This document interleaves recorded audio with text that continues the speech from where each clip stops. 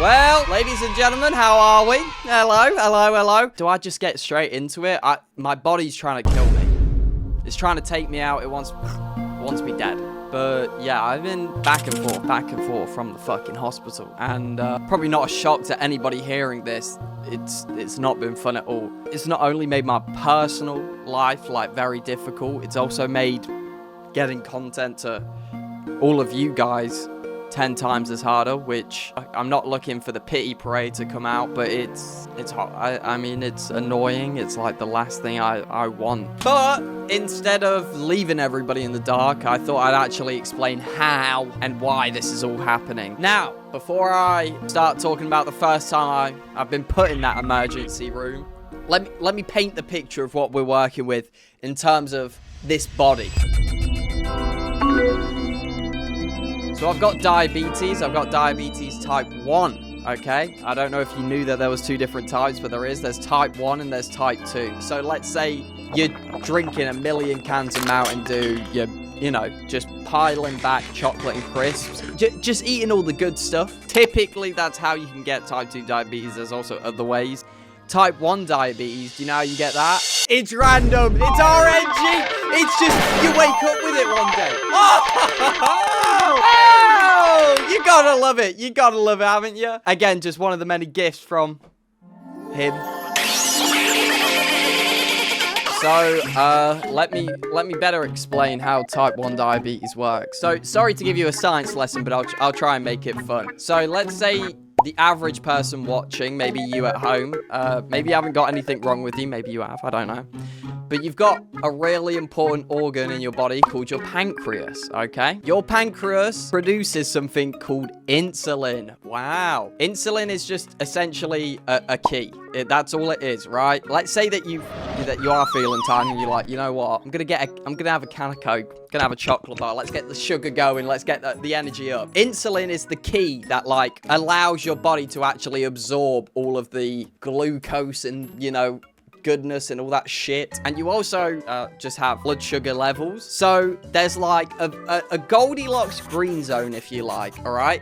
You don't want to go too high, you don't want to go too low. Again, the average person, your body is just driving an automatic, bro. You're lucky, dog. You live in La Vida Loca, you ain't got to worry about nothing. Because if your sugar goes too high, your body releases insulin. If your sugar goes too low, I think it just like releases like sugar you're holding on to. I'm not a scientist, so I really probably shouldn't be the one making this video, but there you go. My body on the other hand, and this is, you know, just one of the many things I love about myself. My pancreas, it just doesn't work. It just doesn't work. And it did work. It did work all the way up until I was 15, which is even more annoying. But yeah, it doesn't release insulin, right? Oh, well, Bill, but what happens then when you're eating all this sugar? You remember how I was on about those blood sugar levels that we've all got? I don't have insulin naturally, so if I eat like almost anything, it's gonna go up into the too high zone, into the red, right? And what happens when your sugar's too high, Bill? You get like super dehydrated. You're like a slug in the Sahara Desert, just shriveling up. It can give you mood swings too. That's whether it's high or low. Also, your body's actually really clever.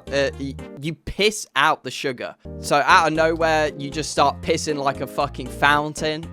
You know, your bladder turns into Niagara Falls because you got to get all of this sugar out some way. But what I have to do anytime I eat or anything like that, basically, is since my body doesn't produce the insulin, I have to give it to myself. And you know what you're thinking, but do you take a pill? Do you take, you know, maybe a patch on the arm or something like that? So I have to inject myself. Let's do the beauty influencer. You see this? Can we get a... So what I'll do is I'll take a needle, plop it on the end. You can't even see it. You can't see it. Oh, maybe a little bit. Oh. So not only am I, you know, doing at-home fucking operations on myself, I've also got to calculate each time I have a meal how many fucking sugar or carbs are in it. You know, the boring shit. Anyway, it's just long. But, you know, on the other side of things, this is what happens when you have low blood sugar, which is honestly, I mean, it's a lot more terrifying than having high blood sugar if you want. You know, I know why you piss out the sugar, but I have no idea why this starts happening. you start shaking. You start like shaking like this, and you start being drenched in sweat, okay? Just uncontrollable sweat. It's a fun little warning sign, I guess. But this is basically like the rough explanation of it, okay? It's like a video game, if that's easier to understand. You can't have it drop below, and you don't want it to go too high. What, sweating? Pissing? That doesn't sound that dramatic, Bill. Trust me, a lot worse can happen. Which leads me into my first story. I thought we might as well touch on like the first time that I actually, I guess, had like a major health issue with my diabetes. If you aren't new to the channel and you've been kicking about since towards like the end of 2021 and 2022, you might remember I was very publicly going through a lot of health issues at the time. But the running joke I had going with my friends at the time was also just how poorly I took care of myself. So around 2021 and the beginning of 2022, I was still technically like kind of newly diagnosed. I only got diagnosed when I was 15, and I would have been 16 or 17 by then. And you know what? For like all the major health concerns that diabetics have, it is like very common that people just don't look after themselves in the first couple of years. Because if you're like a teenager, if you're 15, 16, I think the last thing you want to be doing is sitting at home worrying about like your medical issues and all that. You don't want to feel like you're in a fucking care home like you're 60 years old. I'm from the UK and I was a teenager. Where do I want to be? I want to be in a field with a 2-liter bottle of vodka and a packet of Benson and fucking Hedges. Sorry, I'm getting distracted. Also, a bit more information, which probably gives you more insight to why I was so careless. You have something called like the honeymoon period, but your pancreas doesn't just like die immediately. It's kind of like it's on its final couple of days before going out. You know what I mean? Like if you've ever seen like your grandma or granddad in hospital, you know when they're at that stage where they're sort of just a corpse. They can't talk, but they can kind of mutter to you. Like you go, "Granddad, do you want the heating on?" Right, what does that mean? So if my sugar went low, I was fucked. But if it went a little bit high, if it was just a little bit too high, every now and again my pancreas might kick in and like just give a little bit of insulin. Or again, your body like starts to piss it out. But that doesn't last forever. And it's also a terrible reason as to why you're not managing everything. Also, on top of not looking after myself in general, I had just started to get busy with YouTube and content creation because it was going well for me. What happened is like my priority between making content and my diabetes, it very quickly switched, you know what I mean? The content was #1 priority. If my sugar goes a bit high, who gives a shit? That was my mindset. And the best example I can give you of me, I guess, being careless with that is the LA 2021 trip.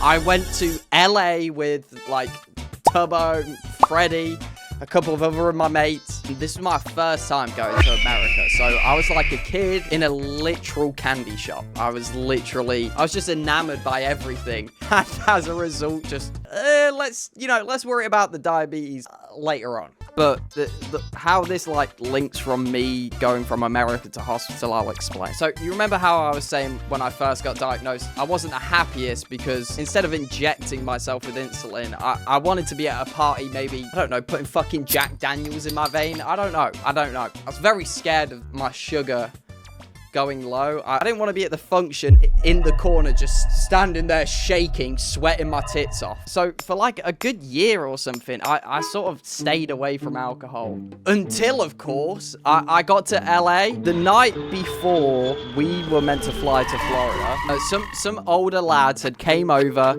They were talking with sort of the adults of the group, and, I mean, as adults do, they had a cheeky drink. Where they went wrong, though, is they left that bottle of vodka just sitting.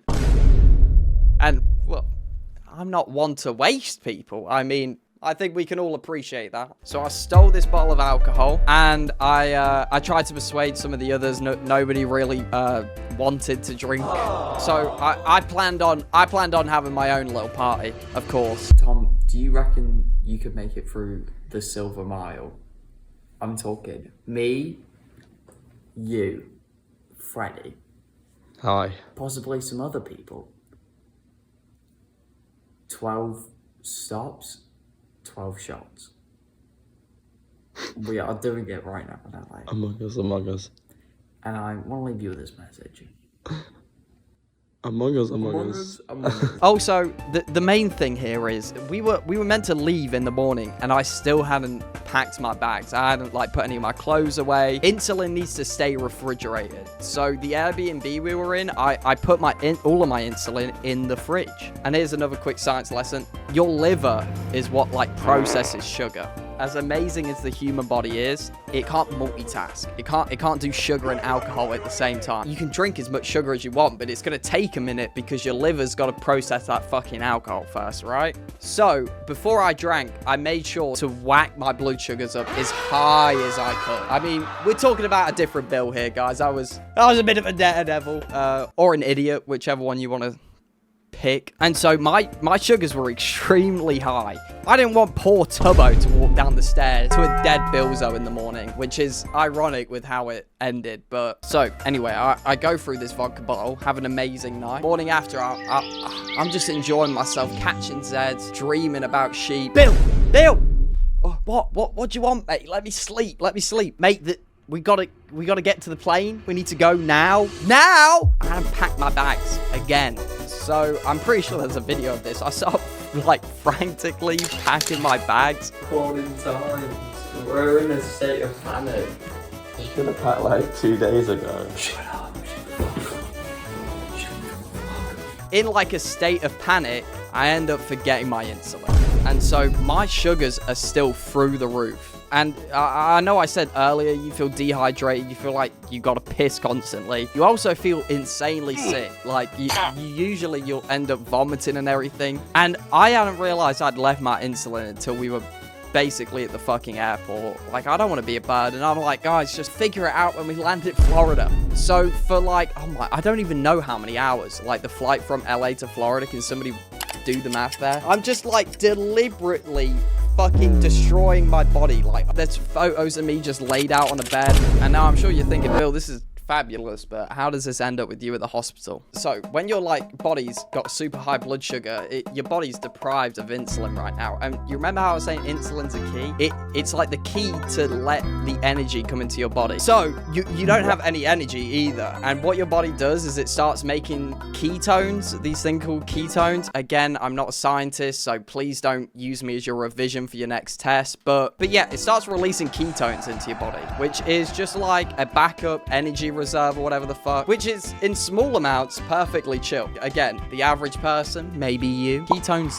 do nothing. I mean, except to help you. However, what happens when you leave it for so long is your body keeps putting out ketones. It keeps putting out ketones. But a bunch of ketones at once, it starts making your blood acidic. So it's messing with your liver, your organs. Like the most extreme cases, it gives you brain swelling. So I was just abusing my body for months and kept on doing it even when I got back home to England until I turned around to myself and I was like, I really don't feel well. Oh no, I don't know what's wrong with me. And I ended up hospitalizing myself. I know that ketones, they like build up fast, like or something. Like once you've got a lot, they just all start avalanching. I don't know.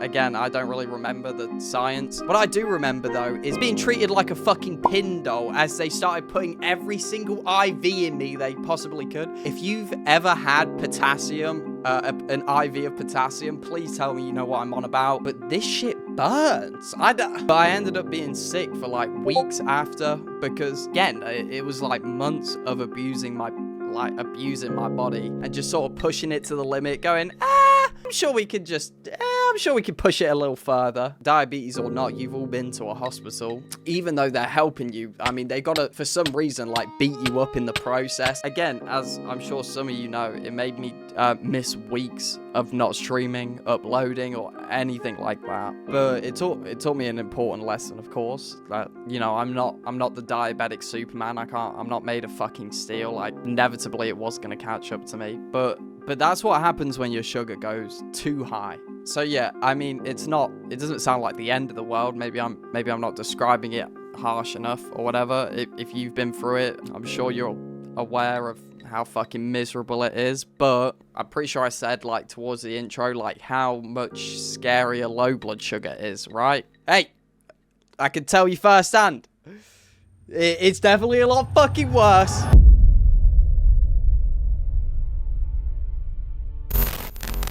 So, the entirety of this year, and again, like, at sort of end of 2024, I've been in and out of hospital because I've been having diabetic seizures. Seizures? I didn't fucking know that could give you seizures. So, I'm gonna read this off Google because I feel like I'm terrible at putting into perspective sort of how dangerous some of this stuff is. So this is what Google says about the diabetic seizures. A seizure from type 1 diabetes is very serious and potentially life-threatening. Whether caused by dangerously low blood sugar, hypoglycemia, or high blood sugar, hyperglycemia, it's a medical emergency that can lead to a diabetic coma, brain damage, or even death if not treated immediately. And do you want to know how many seizures I've had? I've had over 11 seizures this year. I know that this isn't the takeaway from it, but I'm beyond lucky to not have, at least had some sort of, like, fuck up. Because when you have the seizure, I guess fortunate for me, but also not. You have no memory until you've woken up and you're surrounded by paramedics and you're like, oh my fucking god, what's happened? And this is even more of a horrible feeling because even though it's not like directly my fault or whatever, you feel horrible because it traumatizes everybody around you. If anybody's ever seen anybody have a seizure or anything like that, the best way I can describe it is, you see Michael Jackson Thriller? You know those eyes he does, like the Thriller eyes? Obviously you are shaking, but you're also wide awake. So they're trying to talk to you, being like, Bill. They think that you're there, but you're off in fucking planet Xenor, I don't know where, doing the fucking...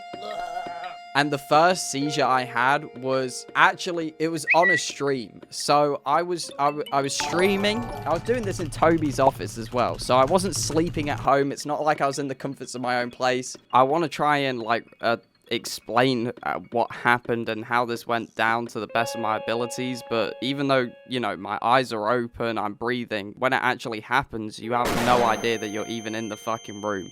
So one of my best friends, Fred, luckily, he was one of the people who tried to help me. He was there, and he witnessed it firsthand. So I think it would be better if he was to explain what actually happened the first time I had a seizure. We're talking about the first time I saw you having a seizure then, Bill. So, do you want the full story? Please, yeah. So, I think I was on like an evening walk. I was just doing my own thing. I was thinking, oh, well, I'll go to bed after this. That'd be nice, And then I get a text from Toby saying, yo, he doesn't really explain the urgency of the situation. So I kind of need to suss it out. I'm like, so what's going on? Like, is it serious? And he's like, yeah, it's really serious. You need to run. So suddenly I'm like, okay, well, I guess I gotta run to the office. So I run all the way to the office. I've also had Marco who text me being like, is Bill all good? Like, and I've had like a moderator as well also text me asking if you're all good. So I'm like, I have no idea what's going on. I'm running over. I get in the office and she just kind of sprawled out on the sofa like an octopus or something. Like all your hands are completely out of control. You're moving about, you're waving about. It's like you're doing the wave dance move or something, and your eyes are wide open. Kind of scary. Yeah, it was terrifying. I thought you were possessed. You look possessed. I feel like maybe when you hear about those people who talk about how they saw the devil or like their mate got possessed by the devil, I reckon they just had like blood sugars, to be honest. They were having a seizure. Yeah, they're probably just having a seizure the whole time. Yeah, so I remember kind of getting in and be like, oh, well, that's not normal. That's not good. My mum's a nurse, so give my mum a ring. And she's like, yeah, you should call an ambulance. That don't sound too good. So then I call an ambulance. I'm on the phone. They're telling Toby to go and find the nearest defibrillator. So he runs off. I'm sat there on my own, and then I'm instructed to perform CPR on you, just in case, you know, because you weren't conscious. So then I'm sat there, I'm pumping down. You're going.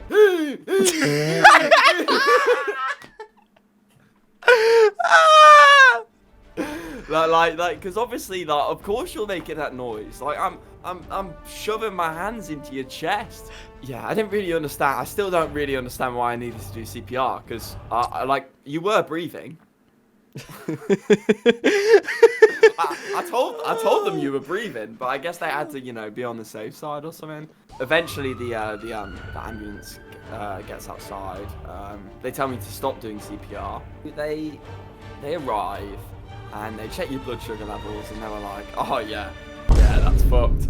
And then and then they stab you with like this needle. I'm assuming it was like a glucagon shot or something like that. So yeah, like, just crazy amounts of sugar.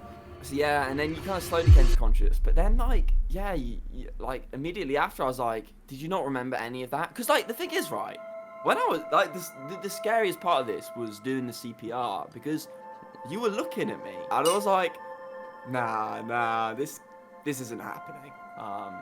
But no, I think it's something that what's scary about it is I think you could quite easily walk past someone on the street and just think they're just off their face on crack or something, and they could be having like a diabetic seizure. They look really similar. So yeah, I mean, but these seizures are horrible because it's what's happening is your body needs like a certain level of blood sugar to actually operate. So when my sugar drops super low, my brain just short circuits, like, you know what I mean? It just like goes haywire. And like when it short circuits, you fully shut off. Your body isn't shutdown mode. Hands down, the worst thing about like recovering from a seizure each time, for me at least, is you end up like taking a chunk out of your tongue. I'm not on about like you bite it, like, you know, when you're sometimes talking. You bite straight through it. I took out like the whole like left or right side many times, and it's like having a fucking massive ulcer when it like grows back. And listen, this is embarrassing, but it's just me and you. So other than, you know, the fucking flailing about, like spitting blood on everybody from biting your tongue, you can't control your body at all. I would say 8 out of 10 times I've pissed myself. So when I come back around inevitably and like wake up and have consciousness, the first thing I'm always like, why the fuck am I soaked? Why am I damp? And then the medical sea master with a straight face go, you just pissed yourself, mate. Just wet yourself. Don't worry about it. Nobody like put a towel over me or nothing. Ugh. And I think the worst of my seizures is again, in the middle of the night, woke up, was having a seizure. Everybody in the house was sort of trying to like stop me, like trying to put like their hand in my mouth and stop me from biting my tongue. So what happened is I ended up just like, I get like completely blacking out, like, so just no movement, and went and put my head straight through a fucking a wooden table. Like I snapped the table in half. And that terrified everybody in the room because they thought I fucking died. They thought I'd like snapped my neck. And again, you feel fucking horrible because you wake up and everybody around you in tears, everybody's emotional, and you don't have a fucking clue what's gone on. You're like, what? Why am I in the hospital? So I wanna let like the people around me who actually did experience it to talk about it, because again, maybe it will help paint a clearer picture.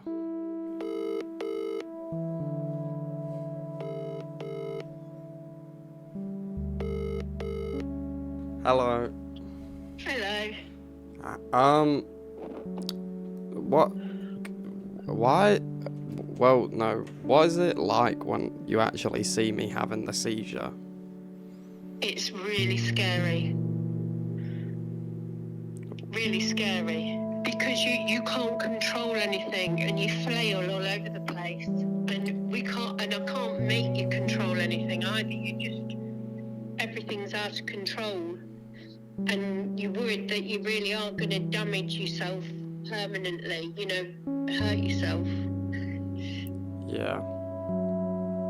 It's really scary, Billy. And I mean, I'm surprised you've never broke anything, if I'm honest. Yeah. And like your head, the way you bang your head around, Yeah. it's and if you care for somebody or love somebody or as in a mum's case, you do anything for your kids. It's awful. Yeah. No, there was a real moment when I was just like, I was talking to you because I was like, if you can hear me right now, I want you to know that I'm here. You know, so I was trying to like comfort you. I was like, come on, like wake up, Bill. You got this. Like, hear me. You got this. I love you. Like, I was just trying to like say all these like things because I was like, honestly, like I was terrified, but I was also like you looked terrified in a way. Like you looked scared, and I don't know if you were. I don't know how it works, but like it's really like it's just terrifying because I'm just like staring at. Yeah, I see kind of your life just flash before my eyes in a way. I'm like this is like whoa. So yeah, I mean, put simply, that's the reason why I've not been around. You may have noticed this on my chin halfway through the video, and also I might be talking weird. Literally, whilst filming and editing this video, the day before I was meant to film with Fred, I had another seizure in the middle of the night. So that's how like frequent these have been. Again, I'm not trying to get the pity party out. I want you guys to feel like you're in on the loop and like I've not just abandoned you all. But every time I feel like I'm getting better, or I have felt like that, I'd wake up, spawned in the back of an ambulance, like all bruised and battered. But I don't want to worry you guys. Like, you know what I mean? I just want to let you guys in on what's been going on in my personal life, because I think you all know this, but this is from the bottom of my heart. This community, you amazing people, just this audience, this group means the fucking world to me. And almost every time I fell down or I've gotten ill or anything, you are always the first people to try and pick me back up, to let me know that I'm loved, to know that I'm cared for, and I don't feel that as though I deserve it, but regardless, you always give me that love, and I want you to know how much I appreciate you people and how much that all means to me. So again, from the bottom of my heart, thank you, thank you, thank you. I want to leave these seizures in the past. I'm trying to push through it every day. Scraped up chin and busted up tongue or not. I want to do it because this is what I love. And just me even being able to get this off my chest and you people listen, again, means beyond the fucking world to me. I love you all, and just from the bottom of my heart, thank you. I will see you all in the next video.